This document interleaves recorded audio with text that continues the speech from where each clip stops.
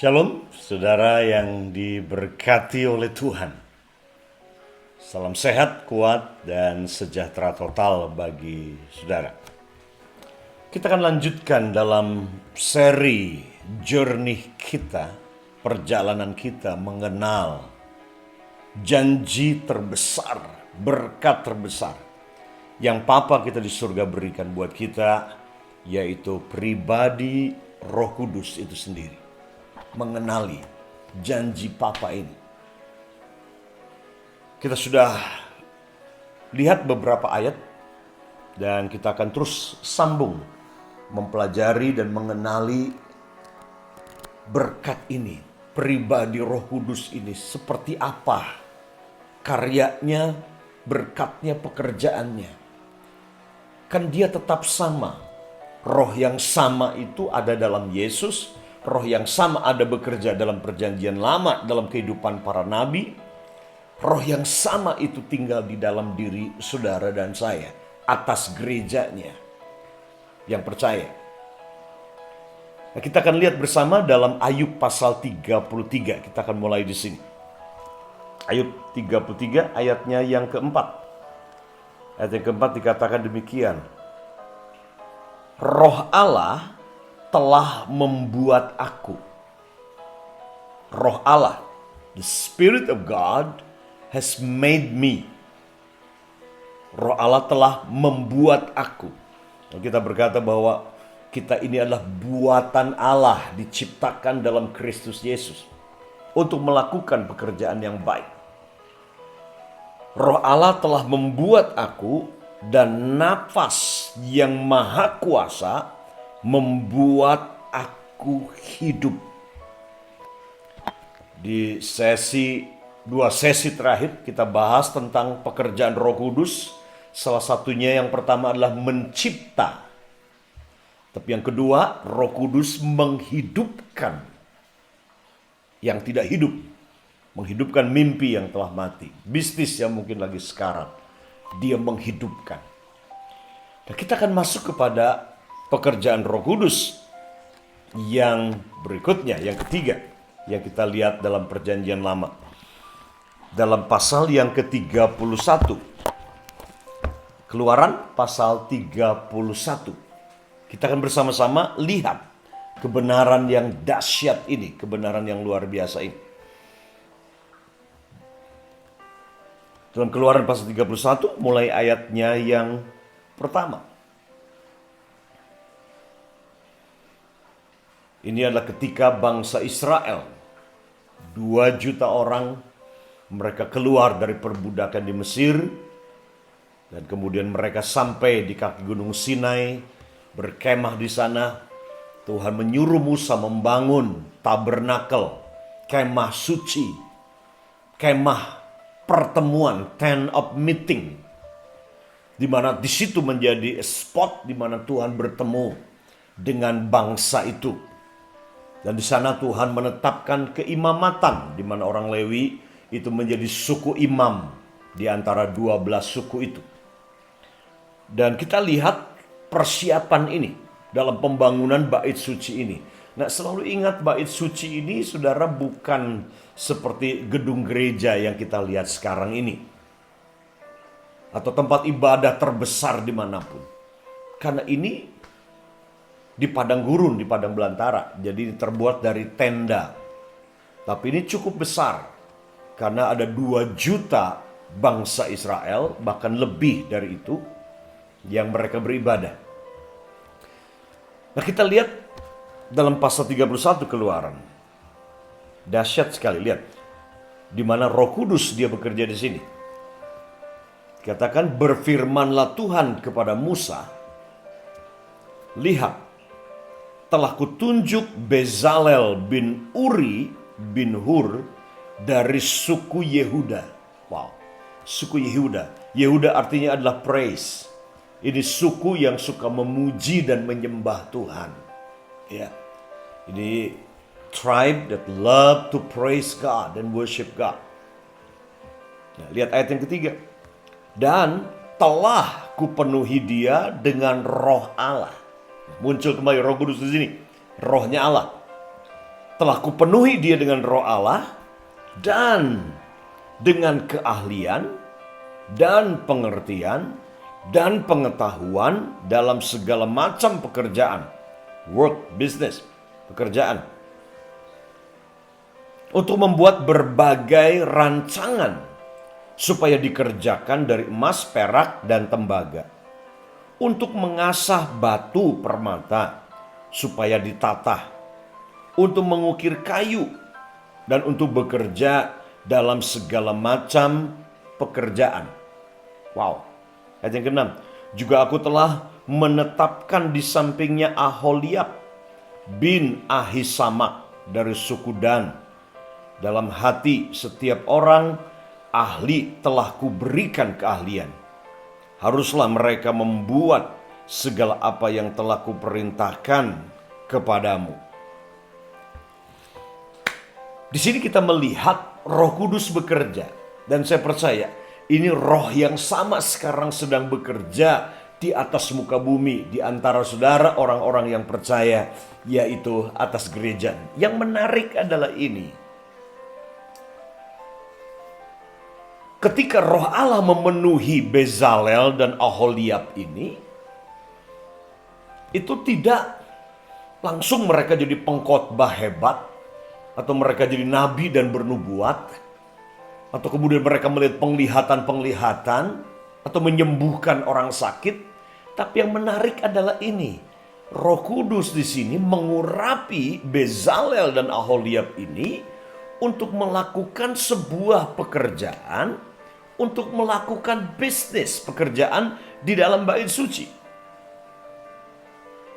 So, God want to release this anointing for business. Tuhan ingin lepaskan urapan Roh Kudus ini untuk saudara bergerak mempengaruhi dunia bisnis, dunia marketplace. Dan secara khusus di sini seni. Dan saya suka sekali karena dalam terjemahan Amplified-nya dikatakan bahwa then the Spirit of the Lord memenuhi Bezalel dan Aholiab ini. Dan kemudian ketika mereka dipenuhi dengan Roh Kudus ini, mereka pun dikatakan dipenuhi pertama dengan wisdom, hikmat. Ternyata Roh Kudus itu, saudara, bukan cuman berfungsi dalam karunia-karunia, memberi kuasa keberanian untuk kita berkhotbah, berbahasa roh, menyembuhkan orang sakit. Tapi Roh Kudus ketika turun memenuhi Bezalel dan Aholiab ini, mereka kemudian dipenuhi dengan hikmat. Roh Kudus adalah roh hikmat. Dan ini yang saudara dan saya butuhkan hari-hari ini. Hikmat dari Roh Kudus untuk menavigasi perubahan besar yang sedang terjadi. Roh Kudus inilah yang memberikan hikmat pada saudara dan saya untuk menavigasi bisnis saudara, menavigasi pelayanan saudara, keluarga saudara. Kita sedang masuk shifting, ya, apa yang terminologi the new normal. New normal of work, new normal of education, new normal of doing church. New normal, normal yang baru dalam beribadah, dalam bekerja, dalam pendidikan anak-anak kita. Kita membutuhkan hikmat ini untuk menavigasi seluruh perubahan-perubahan yang sedang terjadi. Sedang terjadi shifting, pergeseran besar-besaran. Walaupun Alkitab berkata bahwa tidak ada yang baru di atas muka bumi ini. Karena apa yang ada sekarang sebenarnya itu pernah ada dan telah ada. Seperti ibadah di rumah, itu bukan sesuatu yang baru. Itu sudah ada, pernah ada, kan memang semua mulai dari sana. Tapi bergeser dengan berjalannya sejarah gereja. Gereja kekristenan menjadi agama, menjadi institusi. Dan kemudian mengkristal menjadi lembaga-lembaga dan gedung-gedung besar yang kita lihat hari ini. Tidak ada yang baru. Tapi dibutuhkan hikmat Tuhan sehingga perubahan ini kita navigasi, kita tidak bisa lawan, kita tidak bisa menghindar. Tapi kita butuh hikmat dari Roh Kudus ini untuk menavigasi perubahan ini. Sehingga perubahan ini menuntun kita ke tempat yang memang Tuhan inginkan kita agenda akhir zamannya digenapi dalam hidup kita, keluarga kita, pelayanan maupun bisnis kita. Dikatakan sih, wisdom, Roh Kudus adalah roh hikmat. Kemudian juga memenuhi mereka dengan skill. Oh, Tuhan lepaskan skill hari-hari ini. Keterampilan hidup ini yang dibutuhkan hari-hari ini. Saya percaya pada masa-masa stay home lockdown seperti ini, sekarang skill yang gak pernah muncul, gak pernah saudara pikir saudara miliki keterampilan-keterampilan ini muncul. Keterampilan masak, keterampilan desain, keterampilan bahkan IT, media, semua sedang dimunculkan. Ini Roh Kudus sedang bekerja ini.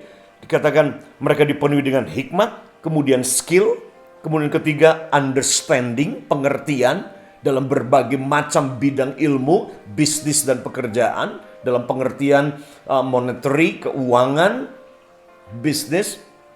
Kemudian and intelligent, understanding, intelligent, kecerdasan.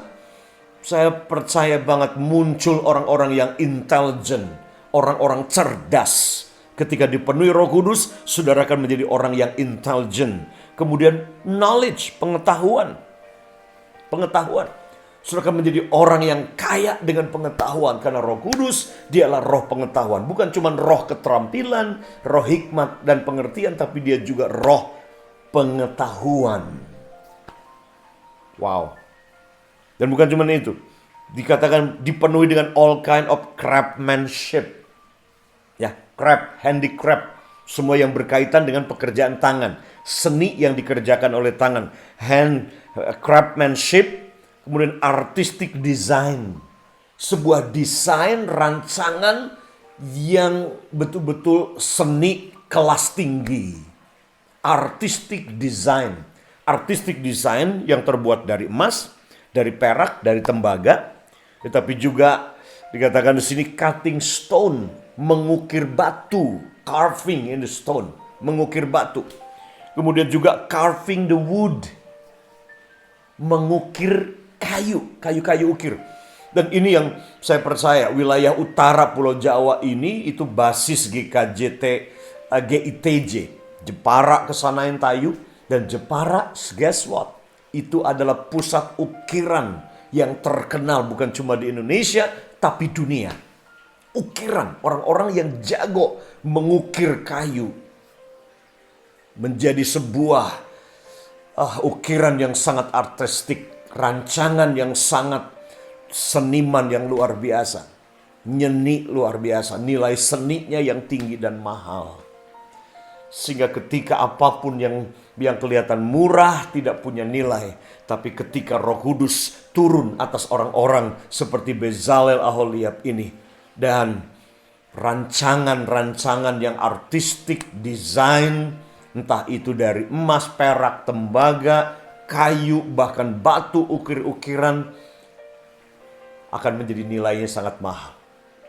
Saya percaya ini jenis-jenis bisnis yang keahlian keterampilan ini yang akan Tuhan munculkan. Pengukir-pengukir, pemahat-pemahat batu, desainer-desainer, perhiasan permata, rancangan yang sangat punya nilai seni tinggi. Tuhan sedang lepaskan hari-hari ini. Menarik. Karena ketika Roh Kudus turun, yang pertama dia berikan adalah ini. Orang-orang yang bergerak di marketplace dalam dunia bisnis diberikan hikmat. Saya percaya itu yang Tuhan sedang kerjakan buat saudara. So, buka hati saudara saat ini. Buka hati saudara.